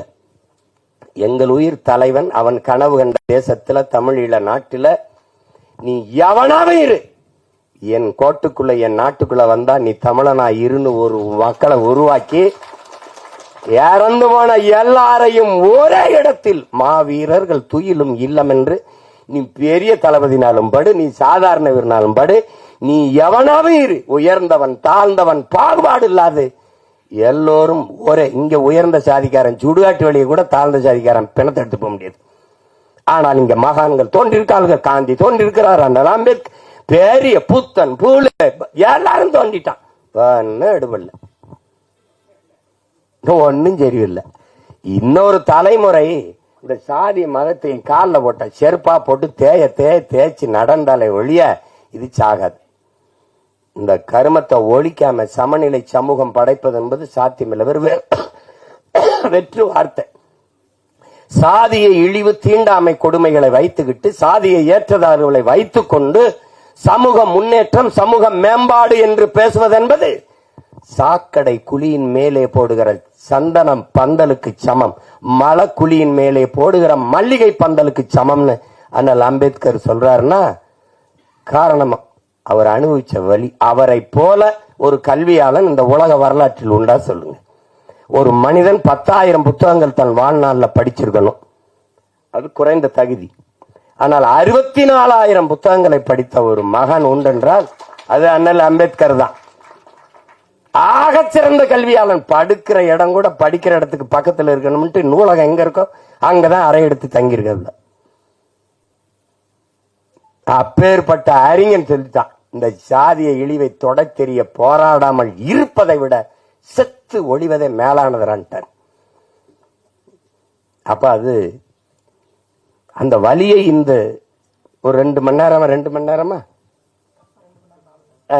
மணி நேரம் அந்த படத்துல எவ்வளவு அழகா சொல்ல முடியுமோ, அதாவது அது அதிகப்படியா மிகைப்படுத்தாம இல்ல, ஆங்கிலத்துல ஓவர் டிராமான்னு சொல்லுவாங்க. அது சொல்லணும், புரியும்படியா சொல்லணும்ல சில இது. அவன் சொல்லிக்கிட்டே இருந்த, தம்பி என்னடா வரவரெல்லாம் ரொம்ப தேங்க்ஸ் சொல்றேன், ரொம்ப நன்றி சொல்ல மாட்டான் சொல்லிட்டு இருந்தான். அது நமக்கு பழகிருச்சு. சும்மா பேரளவுல நம்ம ஒரு மொழியை பேசிட்டு ஏதோ ஒன்று தெரியுறோம், அது அப்படி பழகிருச்சு. அதுல மிக ஆழமான ஒரு பதிவு, அந்த கருத்தை அது ஒரு கவித்துவமா தாங்கி நிக்குது. ரொம்ப மிகைப்படுத்தாம தன் இயல்பு ஓட்டத்திற்கு இந்த கருத்துக்களை படம் சொல்லுது, வலியுறுத்துது. நல்ல ஒரு பதிவு. இனிவரும் தலைமுறையாவது இந்த சிந்தனையிலிருந்து விடுபட்டு எல்லாவற்றையும் தாண்டி ஒரு புனிதம் இருக்கு, அதான் மனிதம். அதை நோக்கி இந்த மானுடம் பயணிக்கணும். அதுலதான் இந்த உலகம் சரி வரும். இதுதான் ரொம்ப கஷ்டம். இன்னைக்கு நமக்கு ஒரு பிரச்சனை இருக்குது. காக்கை செத்தான, கொக்கு செத்தான, யானை செத்தான, புலி செத்தான, பூனை செத்தானன்னு கவலைப்படாம போயிட்டு இருக்கோம். அதெல்லாம் செத்தா பார்க்க நம்ம இருக்கோம், நம்ம செத்தா எவனும் இருக்க மாட்டான். அதெல்லாம் எந்த உயிர்மை நேயம் கொண்டு வாழ்ந்த ஒரு இனத்தின் மக்கள் சக மனித சாவையே இன்னைக்கு ஏறிட்டு பாக்குறது இல்ல, போய்கிட்டே இருக்கும். அது பெரிய துயரம் தான். அப்ப இதுல ஒரு சிறந்த படைப்பு. இதுல என்னுடைய தங்கர் அவர்கள் குறிப்பிட்டது மாதிரி பெரிய எங்களுக்கெல்லாம் அந்த வாய்ப்பு கிடைக்கல. நாங்க அவருடைய பெரிய அன்பு பிள்ளைகளா இருந்தும் நான்லாம் முதல் படத்திலேயே அவரோட இணைந்து வேலை செய்யணும்னு நினைச்சேன். அந்த வாய்ப்பை பெற முடியல. தங்கர் கூட அழகிலாம் வேலை செஞ்சிட்டாரு. ஆனா முதல் படத்திலே தம்பி சிவபிரகாஷுக்கு அந்த வாய்ப்பு கிடைச்சிருக்கிறது பெருசு. எங்க அப்பா இளையராஜா அவர்களோட பணியாற்றுறது. ஒரு இசை ஞானி அப்படின்னு சொல்றதெல்லாம் ரொம்ப குறைவு. இது ஏன் அவர் இசை ஞானியா இருக்கணும்? அறிவு என்பது அறிவது, ஞானம் என்பது உணர்வது. இசையை அறிய முடியாது, உணரணும். அதனால அவர் இசை ஞானி என்று கருணாநிதி அவர்கள் வச்சு அழைச்சதுனால அது இசை ஞானின்னு வந்துட்டது. அதையும் தாண்டி அவரை சொல்லணும்னா அவர் இசை இறைவன், இசை அமைப்பது இசையமைப்பாளர், இசையை அருளுவது. ஒரு இறைவன்கிட்ட போய் என்ன வேணாலும் கேட்பான் பாருங்க. இந்த தேர்வுல நான் வெற்றி பெற்றணும், எனக்கு அதிக மதிப்பெண்களை கொடுத்துரு, எனக்கு கை காலுக்கு நல்ல சுகத்தை கொடுத்துரு, எனக்கு நிறைய மூளையை கொடுத்துரு, எல்லாம் என்ன கேட்டாலும் கொடுத்துருன்னு நினைக்கிறான் பாருங்க. அப்படி கொடுக்கும்னு நம்பிக்கை உள்ள ஒன்றுக்கு பேர் இறை வச்சோம். நீ என்ன வேணாலும் கேளுங்க தந்துருவார். இங்க கிராமத்துல இப்படி ஒரு பாட்டு போடுவார். நீங்க வேணா பாருங்க, உலகத்துல இப்படி ஒரு இசை அறிவு கொண்ட, இசை ஆற்றல் கொண்ட ஒரு மேதை, பீத்தவான், பால்மரியட்டு, மோசாட்டு எல்லாம் சொல்லுவாங்க, கொண்டு வந்து எங்க ஊர் படத்துக்கு ஒரு 2 மணி நேரம் பின்னணி இசை வாசின்னு சொல்லுங்க, தெரிஞ்சிடும் யாரும் பெரிய மேதைன்னு. என்ன முத்திர போட்டு வாசிக்க சொல்லுங்க. தளபதினு ஒரு படத்தை எடுத்துக்கிறீங்க, ஒரே இசையமைப்பாளர், ஒரு மியூசிக் கம்போசர், ஒரு இசையமைப்பாளர் ஒருவரே இந்த படத்துக்கு இசையமைச்சிருக்காரு, இந்த பாடல்களை உருவாக்கி இருக்காருன்னு யாராவது ஒத்துக்கிட்டா சொல்லுங்க. எடுத்த உடனே ஒரு பாட்டு, சின்ன தாயவள் தந்த அந்த பாட்டு போகும். கொஞ்ச நேரம் அடி ராக்கம்மா கைய தட்டு சாங்கு சக்கு சக்கு சக்குன்னு போகும். அதுல வந்து தேவாரத்துல இருந்து ஒரு இதை போடுவாரு, கும்பிட்ட குரு ஒரு போடுவாங்க, சோபன அறிமுகத்துக்கு ஒரு இதை போடுவாரு. திருப்பி காட்டுக்குயிலு மனசுக்குள்ளே பாட்டுக்குன்னு ஒண்ணு போகும். தின்னு சுந்தரி கண்ணால் ஒண்ணு போகும், யமுனையாற்றிலே ஈர காற்றிலே, குடியா பீத்தவான் வா, மோசாட்டு வா, பால் மறிட்டு வா, போடுற அப்படி 7 பாட்டு போட்டு விடப்பா, சேதறிடுவான். யமுனை ஆற்றிலே ஈர காற்றிலே கண்ணனோடுதான் பேட, இவர் தான் சாங்கு சக்கு சக்கு சக்கு, அதான் அவர் தான் கம்போசர். காட்டுக்குயிலு மனசுக்குள்ளே பாட்டுக்கு அதான் கம்போசர். திருப்பி ஒருத்தர் சுந்தரி கண்ணாலூர், அது எல்லாம் ஒரே ஆளுன்னு சொல்லி எவனாவது உலகத்துல நம்பிட்டானா என்ன கேள்வி? அது எங்காலால தான் முடியும். இப்ப டோனி சிறந்த ஆட்டக்காரர் தான், ஆனால் அவருக்கு சென்னை சேப்பாக்கம் மைதானம் தான் சரியாக இருக்கும், மற்ற இடத்துல சரியா ஆட மாட்டார். அப்படிலாம் இல்லை, எங்கால எந்த திடல்ல விட்டாலும் அடிப்பார். நீ இது ஹோம் பிச்சும்பா, இது ஹோம் கிரவுண்ட்லாம், எங்க அப்பாவுக்கு எல்லா கிரவுண்டும் ஹோம் கிரவுண்டு தான்.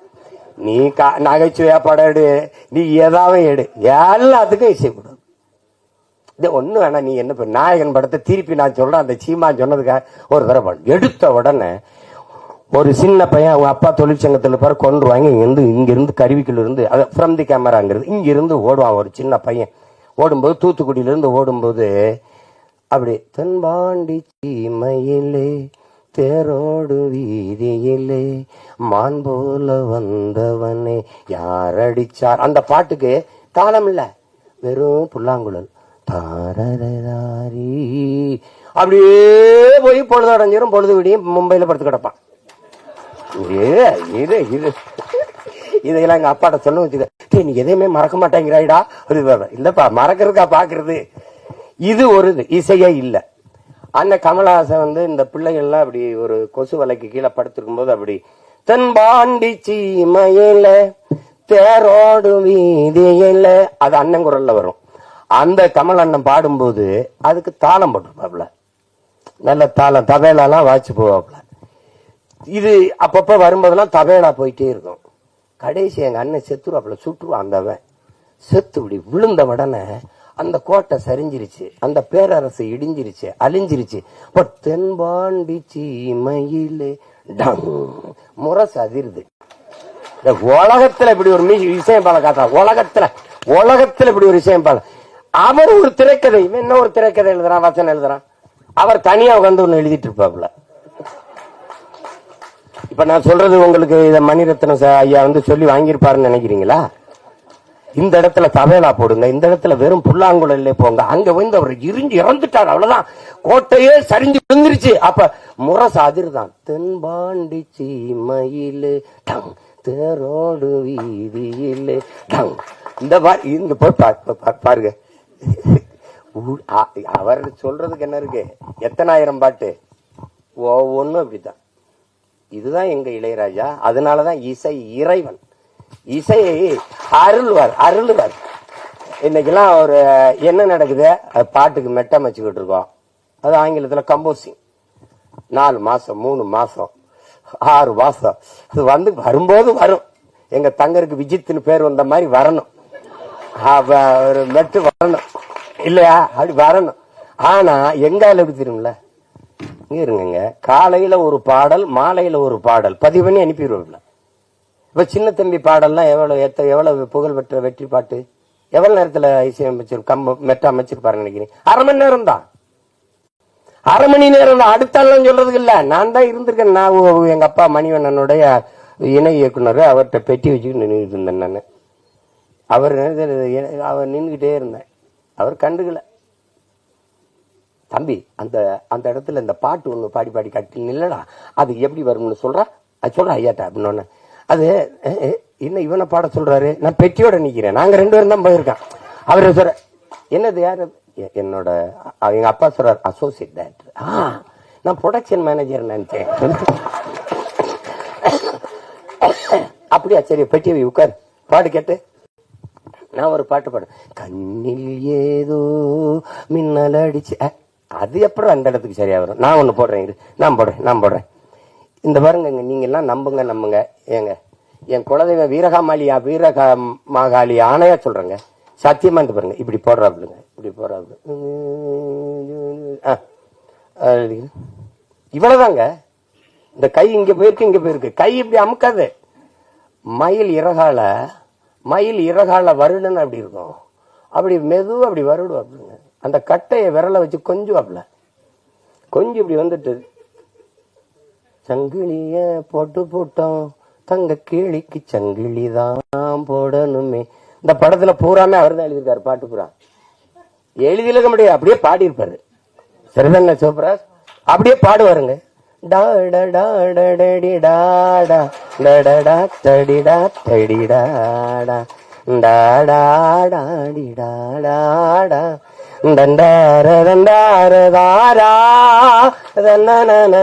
அந்த தன்னனாலதான் அது இளையராஜா. இப்ப இங்க பாருங்க, மாலை நேர பூங்காத்து வீசும் அந்த மாந்தோப்பு, உன்னோட உக்காந்து நாம் பேச, அது வரைக்கும் நல்ல இடம்தான். அங்க ஒரு ராமுக்கு போட்டுருவாங்க. எப்படி பாருங்க, அவரை ரசிச்சிட்டீங்கன்னு வச்சுக்கிறீங்களா, ஒண்ணு சோறு தண்ணி ஒண்ணு தான் கிடையாது. எங்களை பெத்த தாய் பாடின தாலாட்டி எவனுக்கு நினைவு இருக்கு இந்த கூட்டத்துல? ஆனா 30-40 வருஷமா ஒரே ஆளோட தாலாட்டு சலிக்கல, இன்னைக்கும் சலிக்கல. இவன் தம்பி இந்த மிஸ்கின் ஒரு படம் எடுத்த, இது சைக்கோன்னு ஒரு படம், அதுல என்னமோ தம்பி உதயநிதி ஒரு இதை வச்சுக்கிட்டு பாடுறாப்புல. அதுல ஒன்னு நினைச்சு உருகி போனேன் மெழுகா. யாரா இருந்தாலும் யாரா விட, இன்னைக்கு யாராவலோ என்னை தீண்டும் காற்றின் விரலோ, யாராவலோ தாலாட்டின் தாயின் குரலோ, ஒன்ன நினைச்சு உருகி போனேன் மெழுகா, நெஞ்ச உதச்சு பறந்து. எங்க ஆளு பாருங்க, விஜித்துக்கும் போடுவாரு, விஜித்து பையன் இயக்கம் வந்தாலும் போடுவாப்ல.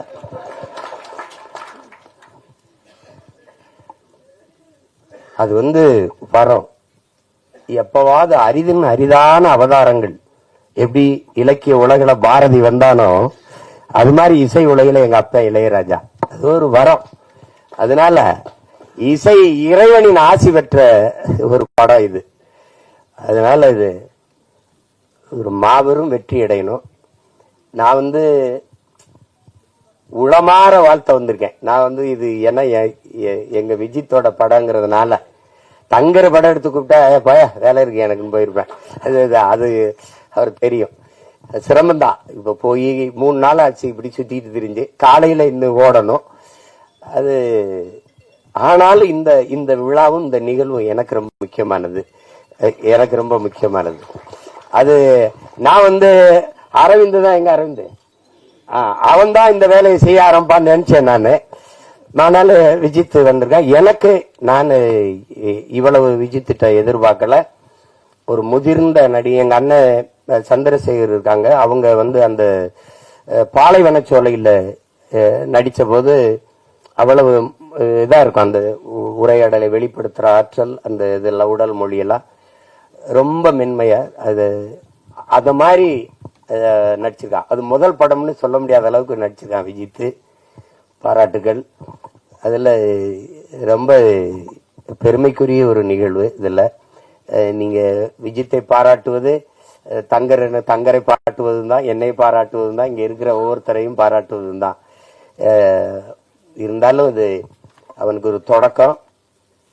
தேவயானி அவர்கள் சொன்னது போல உன்னுடைய தனித்திறமையில தான் நீ வெல்லணும். அது முக்கியம். யாருக்குமே அந்த புகழ்ங்கிறது ஒரு முகவரி அட்டை போல பயன்படும். ஆனால் நீங்க செய்யற வேலையினுடைய ஆற்றலை பொறுத்தா நீங்க நிலைத்திருக்க போறீங்களா இல்லையாங்கிறது நிரூபிக்கப்படுது. அண்ணன் சிவகுமாருடைய பிள்ளைகள் தம்பி சூர்யாவும் கார்த்திக் வந்தாங்கன்னா சிவகுமாரன் மகன்கள்ங்கிறது ஒரு அறிமுகத்துக்கு சரியா இருந்தது. தன்னை ஆற்றலால் நிரூபிச்சாங்க. அது மாதிரிதான் எங்க அப்பா என்னதான் எஸ்ஏசி அவர்கள் அவனை அறிமுகப்படுத்தலாம், தம்பி விஜய் தன்னுடைய தனித்த ஆற்றலால் இன்னைக்கு இவ்வளவு பெரிய புகழ்பெற்ற ஒரு இடத்துக்கு வந்திருக்காருன்னா உழைப்பு. எப்படி பார்த்தாலும் உடன் பிறந்தார்களே, வெற்றிக்கு ஒரே ஒரு வாய்ப்பு தான் இருக்கு, கடுமையான உழைப்பு. அதை தவிர எல்லா வேதனைக்கும் ஒரே ஒரு மருந்து தான் சாதனை. சாதனையை எப்படி தொட முடியும்? வெற்றியின் மூலமா. வெற்றியை எப்படி அடைய முடியும்? கடுமையான உழைப்பின் மூலமா. அதனால உழைப்பு உழைப்பு உழைப்பு, அதை தவிர ஒன்றும் கிடையாது. அந்த பேரன்பும் பெருங்கோபத்துக்கு உங்க எல்லாருக்கும் எளிய உதாரணம் சேகுவேரா உங்களுக்கு தெரியும். கியூபா விடுதலை புரட்சியாளர். பசியோடு இருந்தார்கள் மக்கள், உணவளித்தேன், மனிதாபிமானி என்றார்கள். அது அவனுடைய பேரன்பு. ஏன் இவர்களுக்கு உணவு கிடைக்கவில்லை என்றேன், என்னை கம்யூனிஸ்ட் என்றார்கள் தான். அது மாதிரி அந்த உணவு ஏன் கிடைக்கவில்லை என்ற கேள்வி எழுப்பின கோபம் தான் அது. உணவு அளித்தது பெரும் பேரன்பு. அவர்களுக்கு ஏன் உணவு கிடைக்கவில்லை என்று கேள்வி எழுப்பியது பெருங்கோபம். அதுதான் இந்த சமூகத்தை பார்த்து இந்த படம் பல கேள்விகளை எழுப்புது. எத்தனை காலத்துக்குடா இந்த சாதி சனியனை வச்சு எங்களை சாகடிப்பீங்கன்னு அன்பு கொண்ட நெஞ்சங்கள் கெஞ்சுது. அதான் படம். தயவு செய்து படத்தை பார்த்து ஆதரவு கொடுங்க. ஊடகவியலாளர்கள்லாம், ஐயா ரஜினிகாந்த் படம் வந்தால் எப்படி எழுதுவீங்களோ, தம்பி விஜய் படம் வந்தால் எப்படி எழுதுவீங்களோ, அதுபோல இது படம். புதியவர்களை வரவேற்கணும். அது இல்லைன்னா புதிதான ஒன்று எதுவும் வராது. இப்ப என்ன எல்லாம் தேர்தலில் போட்டியிடுறேன்னு யாரும் சொல்றது இல்ல. கருத்து கணிப்புல கூட இந்த கட்சின்னு ஒண்ணு இருக்குது, சீமான்னு ஒருத்தர் இருக்கான், அவனும் போட்டி போட போறான்னே சொல்றது இல்ல. அங்க இருக்குது ஒரு பெரிய தீண்டாமை. அதை ஒழிக்க நாம் போராடி இருக்கு. இது சமூகத்தில் இருக்க தீண்டாமை ஒழிக்க தம்பி எல்லாம் சேர்ந்து போராடுறாங்க. எல்லாருக்கும் என்னுடைய அன்பும் வாழ்த்துக்களும். இவ்வளவு நேரம் இருந்து எல்லாருக்கும் என்னுடைய அன்பும் வாழ்த்துக்களும். ரொம்ப பெருமை. அவர் தம்பி கதிரோடைய அப்பா கதிர் நான் ரொம்ப நெருக்கம். என்னுடைய தம்பி அவருடைய தந்தையாருனாங்க. அவரும் நடிச்சுக்காரு. நல்லவர் அல்ல, கெட்டவரை தான் நடிச்சுக்காப்ல. கொஞ்சம் கொஞ்சமா சாகும், சாதி கொஞ்சம் கொஞ்சமா சாகும். சமூக மாறுதல்கள் வந்து கொண்டிருக்கு. இன்னொரு தலைமுறை மாறி வருது. அந்த மாற்றத்திற்காக நம்ம எல்லோரும் காத்திருக்கிறோம். உங்க எல்லாருக்கும் என்னுடைய அன்பும் வணக்கமும் நன்றி. படம் வெற்றியடை என்னுடைய வாழ்த்து.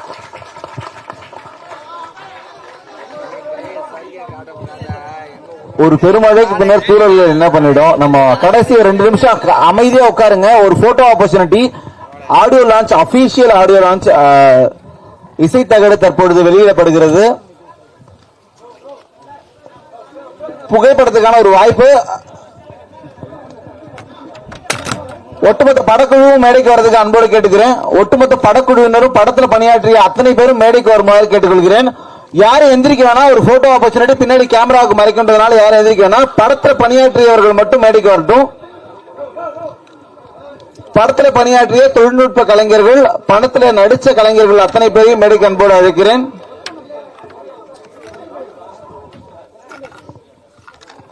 படத்துல உதவி இயக்குநர்கள், உதவி ஒளிப்பதிவாளர்கள் அத்தனை பேரும் நினைச்சுக்குமாறு அன்போடு கேட்டுக்கொள்கிறேன்.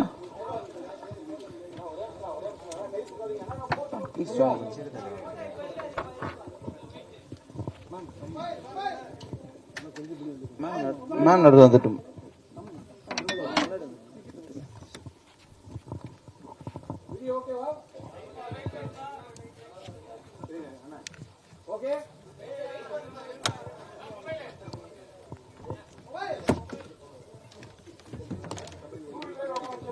போட்டோ ஒரே ஒரு போட்டோ.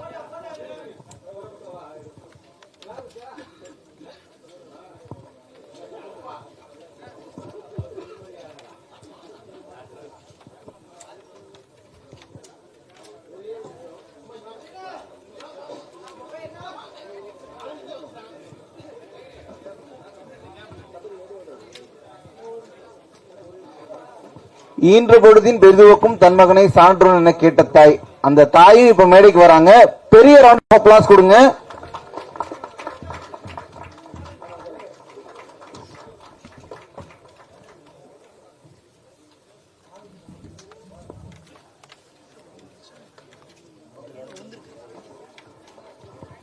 விழாவுக்கு வந்திருந்து இவ்வளவு நேரம் அன்பும் ஆதரவும் கொடுத்த அத்தனை பத்திரிகை, தொலைக்காட்சி, பண்பலை, யூடியூப் உள்ளிட்ட அத்தனை ஊடகவியலாளர்களுக்கும் எங்களுடைய நன்றி. Thank you so much.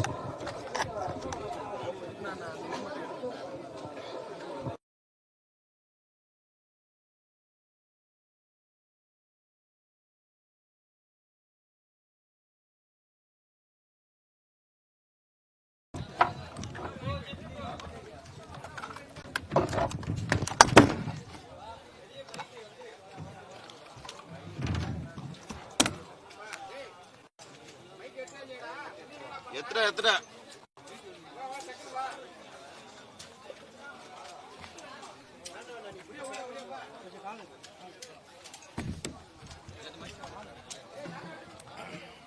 Table கிடையாதுல friend.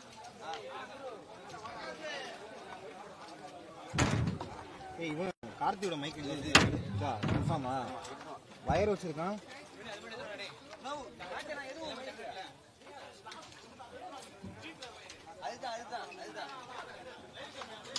ஃபுல்லா இதா இருக்கு, சிக்கலா இருக்கு.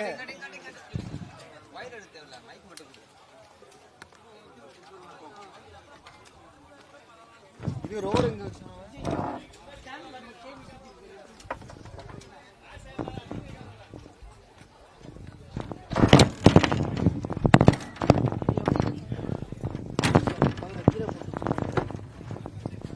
எடுக்கிற பக்கையில் வந்துச்சு நினைக்கிறேன். யார் எடுத்தாங்கன்னு தெரியல.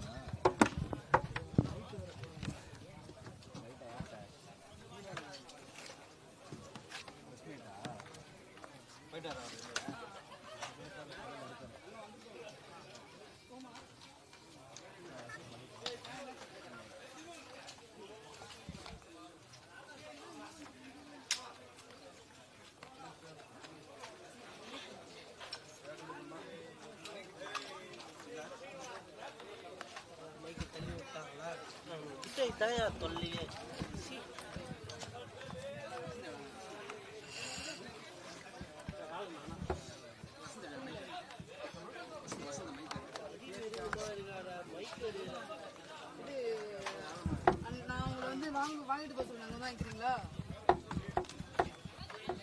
ஆமா, நான் கிட்ட வரும்போது கால்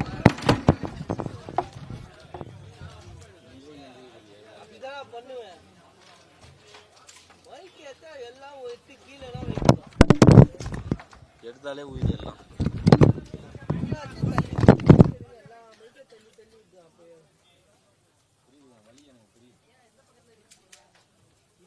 தெரியாது. எதனா ஆடியோ போடுறப்ப ஆடியோ போச்சுன்னா என்ன பண்ணுறது? அந்த டைமில் மைக் எதனா பண்ண முடியும்.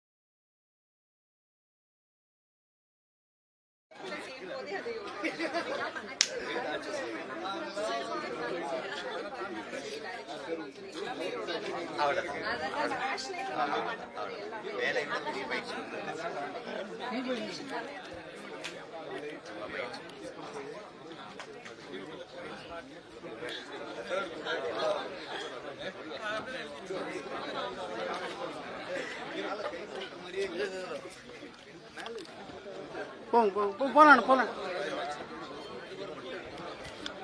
நில்லு இப்படி நில்ல ஒரு இவர் தான் உண்மையான தயாரிப்பாளர்.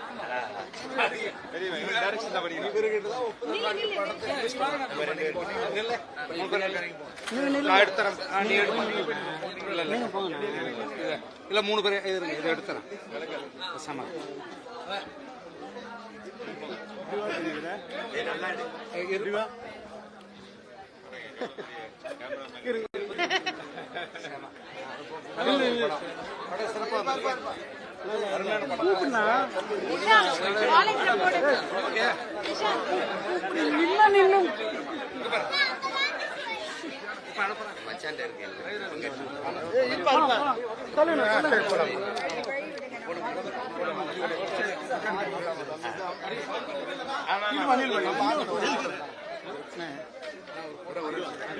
கீழே கீழே பார்த்து பார்த்து கீழே பார்த்து கீழே பார்த்து நம்மள கொஞ்சம் வழி விட்டுருங்க. கீழே பார்த்து போலாம் போலாம்.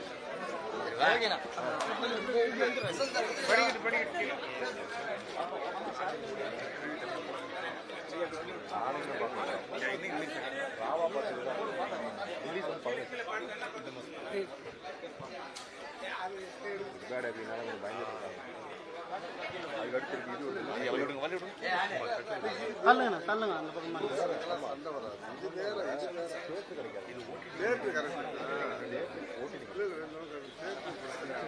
மறுபடியும்